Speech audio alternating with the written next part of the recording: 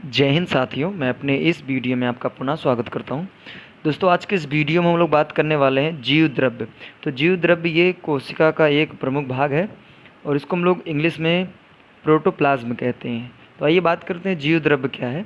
तो सभी कोशिकाओं में एक अर्ध तरल जेलीनुमा द्रव भरा होता है जिसे हम जीव द्रव्य कहते हैं। और जीव द्रव्य को सर्वप्रथम कार्टी ने देखा था, परंतु जीव द्रव्य की खोज का जो श्रेय जाता है वो डुजार्डिन को जाता है, जिन्होंने इसके लिए सारकोड शब्द दिया था। बाद में पुरकिंजे ने 1837 में इसे जीव द्रव्य नाम दे दिया। तो देखिए, जो जीव द्रव्य है ये सभी कोशिकाओं में, चाहे वो पादप कोशिका हो चाहे वो जंतु कोशिका हो, सभी कोशिकाओं में एक अर्ध तरल जेलीनुमा द्रव्य भरा होता है जिसे हम क्या कहते हैं, जीव द्रव्य कहते हैं। और जीव द्रव्य को सर्वप्रथम कार्टी नामक साइंटिस्ट ने पहली बार इसको देखा था। परंतु अगर बात करें जीव द्रव्य की खोज का श्रेय, तो वो डुजार्डिन को जाता है, जिन्होंने इसका नाम सारकोड दिया था। बाद में पुरकिंजे ने 1837 में इसका नाम जीव द्रव्य रख दिया। अब देखिए, जो जीव द्रव्य होते हैं बेसिकली दो प्रकार के होते हैं। एक होता है कोशिका द्रव्य और दूसरा होता है केंद्रक द्रव्य।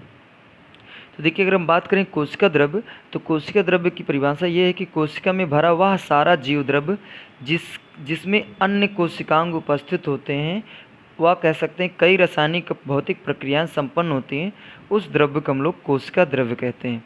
तो देखिए, कोशिका द्रव्य जो होता है ये केंद्रक के ऊपर और ये जो कोशिका झिल्ली होती है इसके नीचे का जो द्रव्य होता है उसे हम लोग कोशिका द्रव्य कहते हैं। तो इसकी परिभाषा ये है कि कोशिका में भरा वह सारा जीव द्रव्य जिसमें अन्य कोशिकाओं उपस्थित हो, यानी कहने का मतलब केंद्रक, माइटोकॉन्ड्रिया और भी लोग, और रासायनिक भौतिक क्रियाएं संपन्न होते हैं, उन्हें हम लोग कोशिका द्रव्य कहते हैं।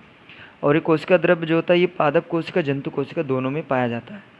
बात करते हैं केंद्रक द्रव्य। तो केंद्रक में उपस्थित जीव द्रव्य जिसमें गुणसूत्र या कह सकते हैं केंद्रिका उपस्थित होती है, उसे हम लोग केंद्रक द्रव्य कहते हैं। तो केंद्रक द्रव्य जो होता है ये केंद्रक में होता है यहाँ पे, और इसी केंद्रक के अंदर केंद्रिका होती है और केंद्रिका गुणसूत्र इसी केंद्रक में पाए जाते हैं। अब बात करते हैं जीव द्रव्य के कार्य। तो देखिए, जीव द्रव्य का पहला कार्य ये है, ये कोशिकांगों के बीच पदार्थों का आदान प्रदान करता है। तो कोशिकांगों के बीच, यानी कोशिका के जो अंग होते हैं उनके बीच ये पदार्थों का ट्रांसपोर्टेशन का कार्य करता है। दूसरा नंबर ये है कि ये जैव अणुओं के संग्रहण में उपयोगी होते हैं, जैसे अमीनो अम्ल, ग्लूकोज, विटामिन, आयरन, प्रोटीन, ऐसे जो भी जैव अणु होते हैं उनका ये संग्रहण करने का कार्य करता है जीव द्रव्य।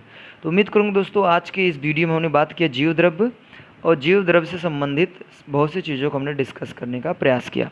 अब दोस्तों दीजिए इजाज़त, इसी तरह मिलेंगे अगले वीडियो में। तब तक के लिए जय हिंद, वंदे मातरम।